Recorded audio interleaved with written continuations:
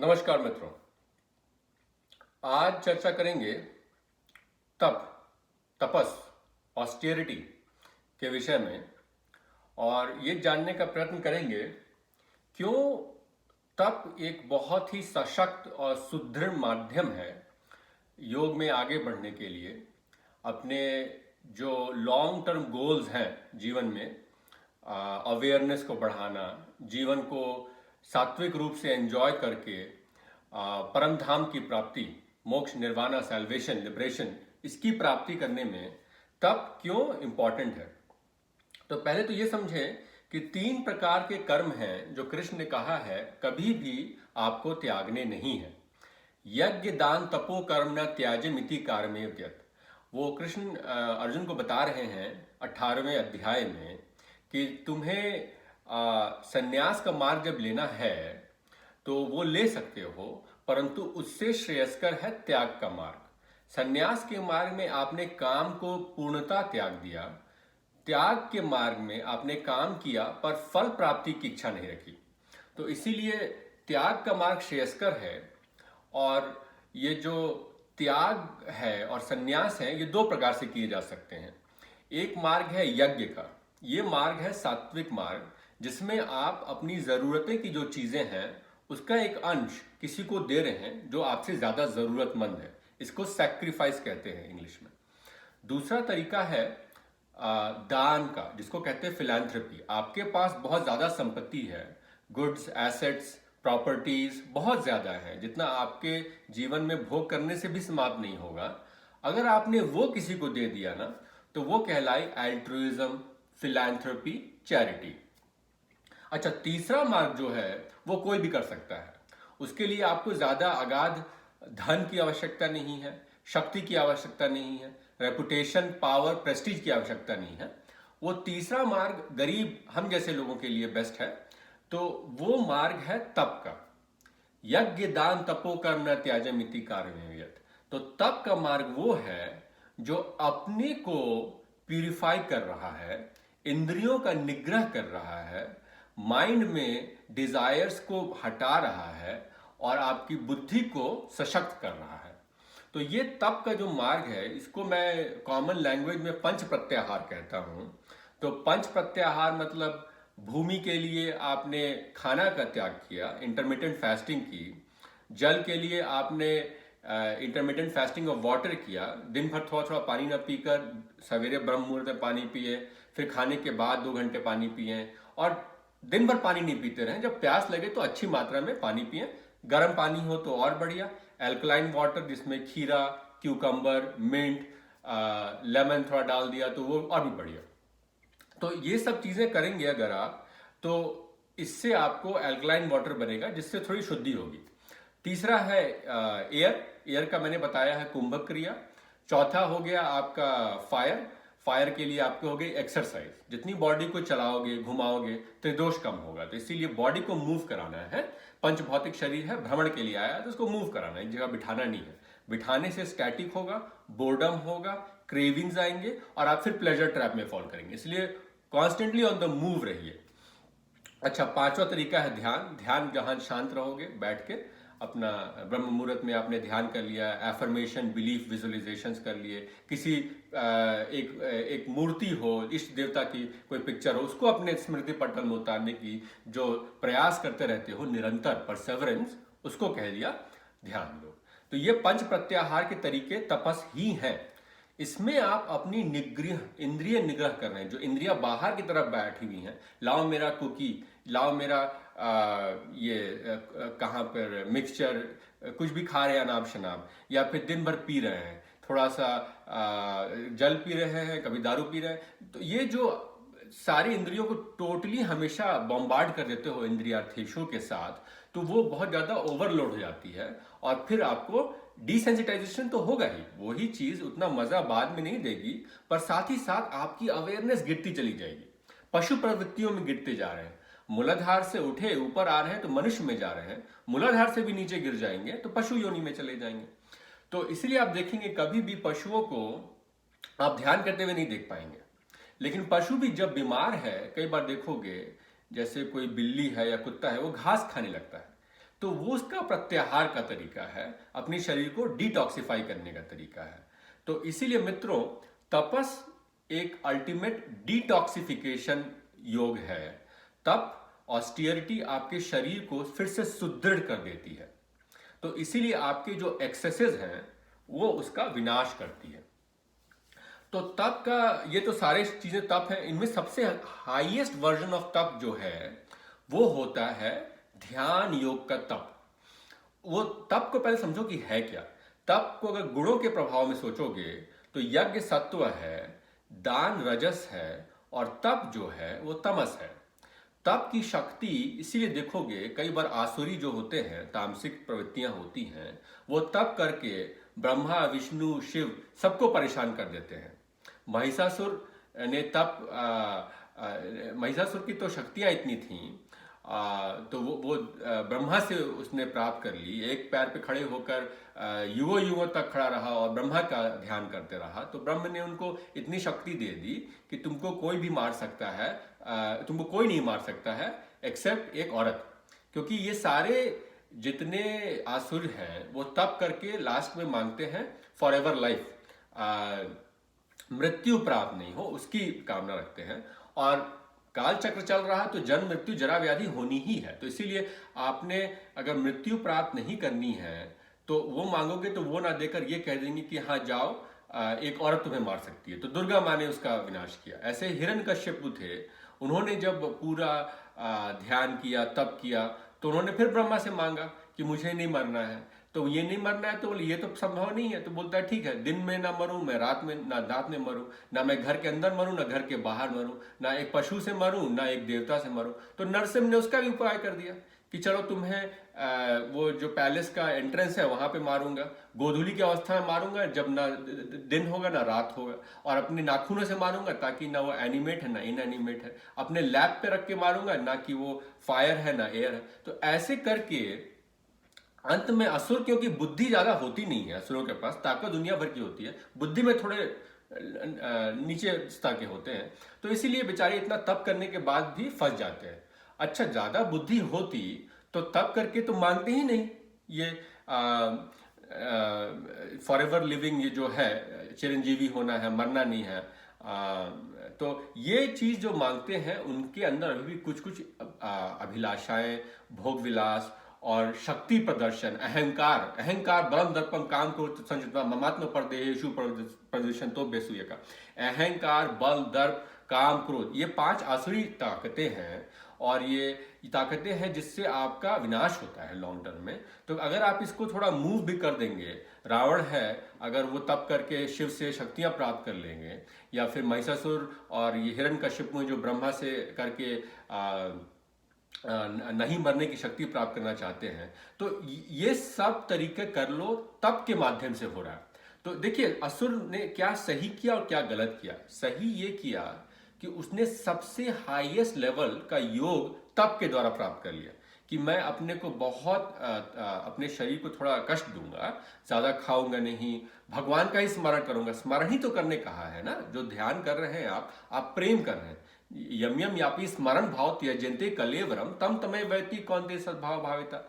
जो जो तुम जिस चीज का स्मरण करोगे मरते समय, वैसे वैसे विचार तुम्हारे अंदर आएंगे और वही तुम्हारा चित्त पटल बन जाएगा और वही तुम अगले जन्म में बन जाओगे। तो you are what you think and you will become what you are thinking in the next life. तो इसीलिए मित्रों, तप की शक्ति बहुत प्रगाढ़ है। तप बहुत ही एक स्ट्रांग माध्यम है जिससे आप अपने गोल्स को प्राप्त कर सकते हैं। पर गोल्स क्या निर्धारित करते हैं ये आपकी बुद्धि पर निर्भर करता है।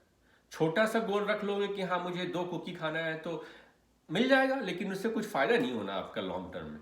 तो इसीलिए आपके गोल्स थोड़े बड़े हों कि मुझे बुद्धि दो, मुझे अवेयरनेस दो, मुझे अपनी छत्र छाया में रखिए, मुझे हमेशा ये समर्पण भावना बनी रहे कि मैं आपकी सेवा कर सकूं, मुझे अच्छे कामों में लगाइए, अपने कामों में मुझे लगा कि इस दुनिया का उद्धार करने के लिए लगाइए। ये सब अगर आपके संकल्प होंगे तो फिर आप में धीरे धीरे इष्ट देवता की ही जो शक्तियां हैं वो आपके अंदर आ जाएंगी।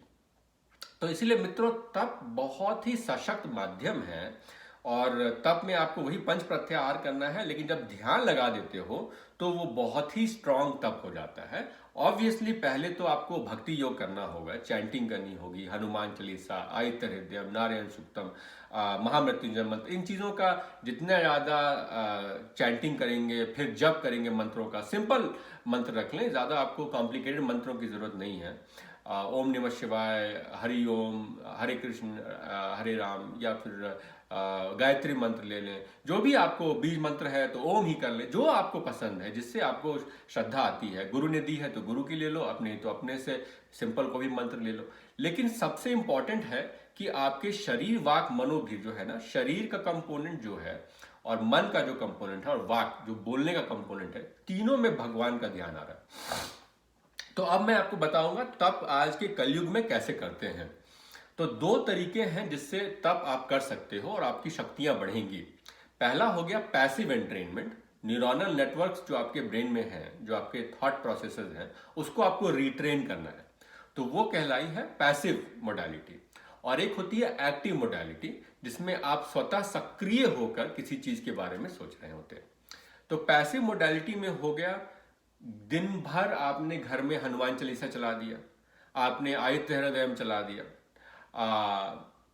आपने जो भी विघ्न हरता है उनकी पूजा कर ली। तो हनुमान जी हो गए, या ये आपके सूर्य भगवान हो गए, या नरसिंह भगवान हो गए, तो ये आपके विघ्न हर लेते हैं। तो इसीलिए सारे आपके जो कुछ बहुत प्रॉब्लम्स चल रही हैं लाइफ में, तो आप अगर इन 3 इष्ट देवताओं की पूजा करेंगे तो आपको फायदा होगा। और ऐसे भी अंदर से आनी चाहिए। सबसे इंपॉर्टेंट तो आपके अंदर से भक्ति भावना जागती है कि नहीं, इस देवता के प्रति आप अट्रैक्ट होते हैं कि नहीं। अगर वो स्वाभाविक अट्रैक्शन है तो फिर आपका अच्छा चलेगा। तो मित्रों, पहले पैसिव न्यूरॉनल नेटवर्क एंट्रेनमेंट का तरीका है कि दिन भर श्रवण, क्योंकि सारी जो शब्द वाइब्रेशन से ही पृथ्वी और सारे संसार का सृजन हुआ है, तो आपका श्रवण सबसे इंपॉर्टेंट है। श्रवण आपका फर्स्ट फैकल्टी है जो आप डेवलप करते हो जीवन में फीटस बनकर, और लास्ट फैकल्टी है जो आप छोड़ते हो जब जीवन छोड़ते हो। तो इसलिए श्रवण बहुत इंपॉर्टेंट है कि कानों में कैसी ध्वनि पड़ रही है।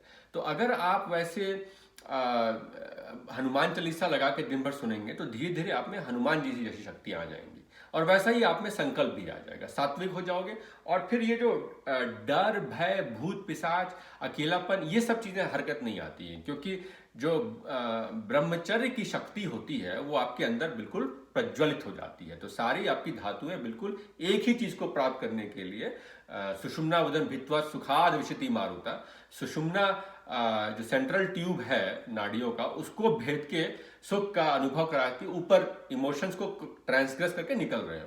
तो इसीलिए वो बहुत ताकतवर शक्ति होती है। अगर आपने ब्रह्मचर्य की शक्ति को भी लगाया है अपने अंदर और प्रत्याहार किया है तो मित्रों, इसीलिए तप में सबसे इंपॉर्टेंट है कि सारी एनर्जीज को कन्वर्ज करो एक चीज प्राप्त करने के लिए। 5 चीज मांगोगे तो आपका इष्ट देवता भी कंफ्यूज हो जाएगा और आप भी कंफ्यूज होगे। हमेशा एकाग्र बुद्धि, फोकस एक चीज पे होनी चाहिए, तब आपको वो चीज मिलेगी और फिर आप समझिए कि आपका जीवन में प्रोग्रेस हो रहा है। तो मित्रों, इसीलिए पैसिव एंट्रेनमेंट जो है उसका मतलब है कि आप सुन रहे हैं जो चीजें वो अच्छी आ रही है, दिन भर चल रहा तो बहुत बढ़िया। अच्छा, सेकंड तरीका है दृष्टा। श्रोता तो हो गया, दृष्टा जो है देख क्या रहे हो।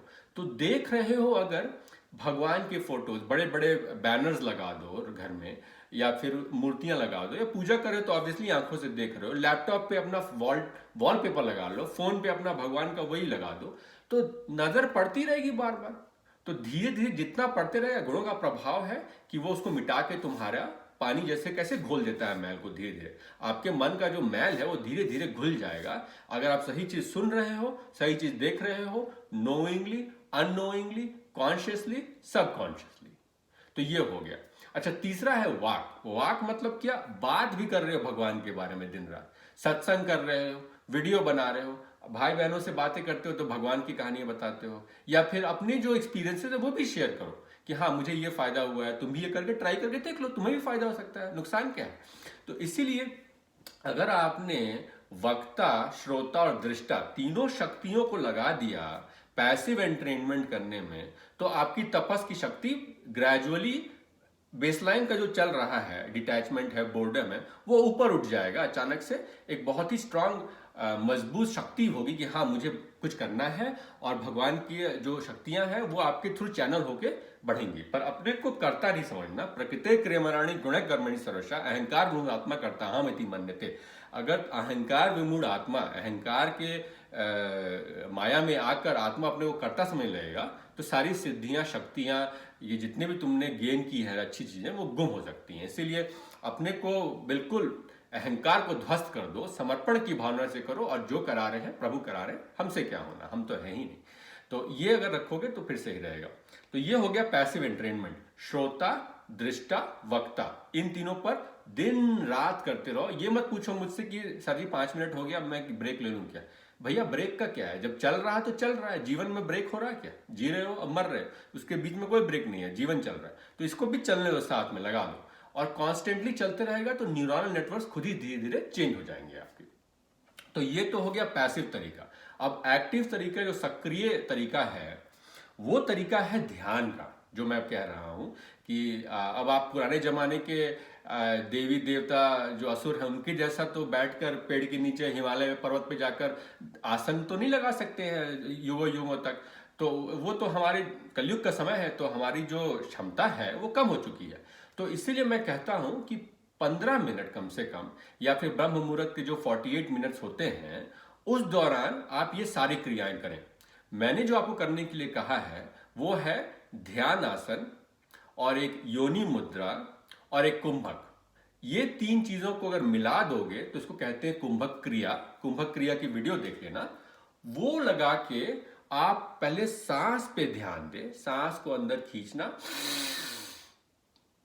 रोक लेना, और फिर इसको निकाल देना। रेशियो था 1422, वो देख लीजिएगा वीडियो में। नहीं भी कर पाते हैं तो बस ये प्रक्रिया को करते रहें, रेशियो को भूल जाएं। आप इस प्रक्रिया को जितना करेंगे उतना मन मारुते मध्य संचारे, मारुत जब मध्य संचार में घुस जाता है सुषुम्ना में, तो फिर आपको शांति मिल जाएगी। नहीं तो ईड़ा पिंगला में वो लड़ता रहता है हमेशा।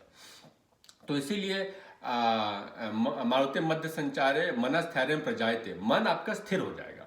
मारुत को रोकोगे तो मन स्थिर होगा। मारुत मतलब वायु, कुंभक में वायु जो रिटेन कर रहे हो अभ्यंतर कुंभक में, उससे मन शांत हो रहा है। जो डिस्ट्रैक्शन हो जाती है, टेम्पटेशन, थोड़ा बहुत बोर्डम, वो सब निकल जाएगी। तुम्हारा सच्चा स्वरूप जो है सच्चे आनंद का, वो तुम्हें रिवील हो जाएगा। तो ठीक है, तो एक्टिव में तुमने क्या किया, कुंभक क्रिया ब्रह्म मुहूर्त में, ये आपको करना है। ठीक है जी। दूसरी एक्टिव क्रिया है वक्ता की जो टेंडेंसी है उसी को एक्सेंचुएट कर दिया। तो आपने थोड़ी देर एक बीज मंत्र को ही बोलते चले गए। जैसे नीम गरोली बाबा है तो वो राम राम राम राम राम राम राम राम राम राम राम राम, ऐसे आप देख लेना 30 मिनट का वीडियो, वो वही बोलते रहते हैं। बीज मंत्र ही राम है, बीज मंत्र ही ओम है, शिव है तो शिव ही है, ओम नमः शिवाय। तो छोटा सा होता है लेकिन बहुत प्रभावोत्पादक होता है अगर आप उसको रिपीटेडली बार बार उसका उच्चारण करेंगे। धीमे मन में भी कर ले, बोल के भी कर ले, जोर से चिल्लाना हो तो चिल्ला के कर लो, जैसी आपकी आत्मा को शांति मिलती है उस तरीके से कर लो। लेकिन बार बार रिपीट कर रहे हो तो सक्रिय होकर न्यूरल नेटवर्क चेंज कर रहे हो। तो मित्रों ये हो गया। भक्ति भजन में आप गा रहे हो तो वो सक्रिय हो गया, सुन रहे हो ज्यादा तो वो फिर पैसिव हो गया। लेकिन at end of the day आपको एक्टिव चीजें भी करनी है, पैसिव चीजें भी करनी है। एक्टिव चीजें थोड़े समय के लिए करोगे, 15 मिनट तक ब्रह्म मुहूर्त में ध्यान करोगे, पर गाना सुनना, चैंटिंग तो दिन भर कर सकते हो। कोई भी सत्संग चल रहा है उसकी वीडियो सुनने में क्या जा रहा है, फ्री बैठे हो तो ये सब करेंगे तो धीरे धीरे आपके अंदर चेंजेस आएंगे। धीरे धीरे आप देखेंगे आपका परिवर्तन हो रहा है। और ये बहुत ही सशक्त माध्यम है अपने को चेंज करने का, स्लोली बट स्टेडिली। तो मित्रों सारांश में, संक्षेप में ये कहना चाहूंगा कि यज्ञ, दान, तप तीनों बहुत ही प्रभावोत्पादक तरीके हैं योग मार्ग में प्रगति करने का। लेकिन आपका अल्टीमेट गोल सिद्धि, शक्तियां प्राप्त करना नहीं होना चाहिए, जो कि आपको मिल सकती हैं उस मार्ग में। आपका अल्टीमेट गोल होना चाहिए, मैं भगवान की सेवा कैसे करूं, मैं परम धाम शिव चित्त में वापस कैसे पहुंचूं। और वो मार्ग जो है वो मोक्ष, लिबरेशन, प्रबोधन, एनलाइटनमेंट का मार्ग है। तो वो आपको करना है। तो ठीक है मित्रों, ये करने के लिए सबसे ज्यादा ताकतवर यज्ञ, दान, तप में यज्ञ सत्व हो गया, दान रजस हो गया, और तप तमस हो गया। तो तप को, तमस क्योंकि सबसे ज्यादा ताकतवर चीज होती है, उसको करोगे तो जल्दी हासिल होगा जो आपको हासिल करना है। तो तप में दो तरह की शक्तियां हैं। पंच प्रत्याहार का मतलब ही तप है। पांचों महाभूत का जो तुमने निग्रह किया, तो तुमने सेंसेस को हटा दिया, सेंसेस एक्सट्रोवर्ट ना होकर इनवर्ट टर्न हो गई, तो मन बात स्ट्रांग हो गया, उसमें थॉट्स ज्यादा आपको नहीं आने लगे, तो आप कॉस्मिक इंट्यूशन को चैनल कर सकते हैं अपने अंदर। बुद्धि प्रबल हो जाती है, मन प्रबल हो जाता है, तो फिर इंद्रियां क्षीण हो जाती हैं। वो तरीका जो है वो प्रत्याहार का तरीका है। आपने शरीर को तकलीफ दोगे तो आपका शरीर मजबूत बनेगा। अच्छा, एक और बात बताना भूल गया। कई लोग बोलते हैं कि हमारे अंदर, हमें लगता है कि कोई भूत प्रेत हमारे इर्द गिर्द रहता है, या फिर हमारे अंदर भी आ जाते हैं कभी कभी। अगर आपका जो अंतःकरण है वो मजबूत होगा तो आपके अंदर कोई नहीं आ सकता है।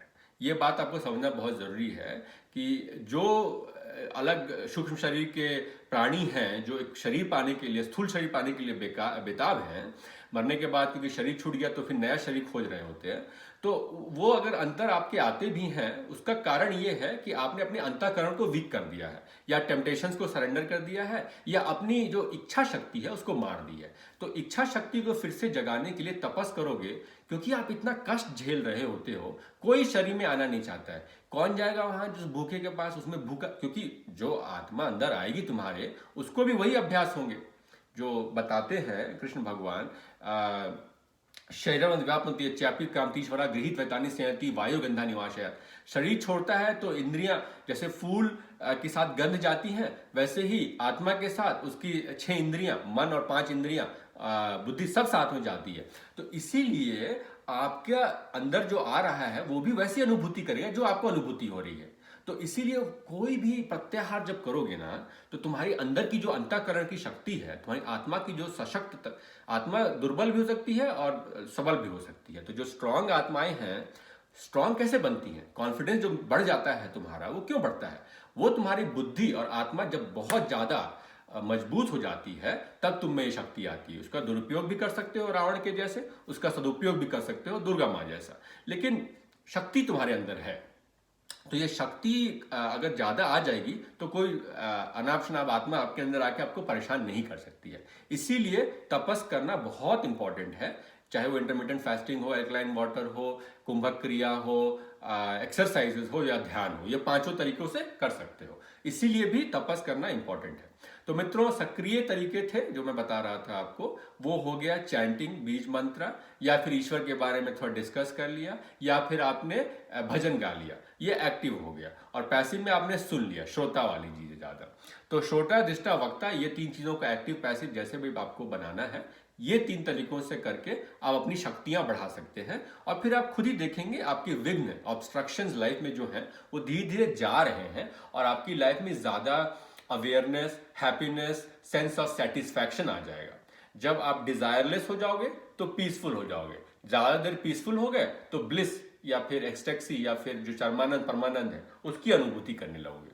तो मित्रों, तप को हमेशा थोड़ा थोड़ा करते रहिए, क्योंकि कलयुग में ज्यादा टेम्पटेशन, डिस्ट्रैक्शन, ओवर इंडल्जेंस है। तो तप आपको मिनिमलिज्म की तरफ ले जा रहा है और आपके शरीर को प्यूरिफाई कर रहा है। अगर शरीर, टेम्पल जो है वो प्योर रहेगा, माइंड ऑल्टर जो प्योर रहेगा, तो इष्ट देवता उसमें आके बैठेंगे, और आपके अंदर ज्यादा लगन होगी कि मुझे प्राप्त करना है इष्ट देवता को, तो आप इष्ट देवता में ही समा जाएंगे, आपकी शक्तियां एक हो जाएंगी, अंतर नहीं रह जाता है हनुमान और राम में उस समय। तो मित्रों, इसीलिए तप को करते रहें और थोड़ा थोड़ा करते रहें, जितनी आपकी क्षमता है, ओवरडू नहीं करें। मैं नहीं चाहता हूं कि आपको कोई मेडिकल कॉम्प्लिकेशंस हो, अपने डॉक्टर से सलाह कर लें अगर आप फास्टिंग कर रहे हो तो। लेकिन जितनी क्षमता है उसके अनुसार स्टेडली थोड़ा थोड़ा एक्टिव करते रहें, और धीरे धीरे आपका एग्रीगेट होकर आपकी शक्तियां बढ़ेंगी। जय श्री राम।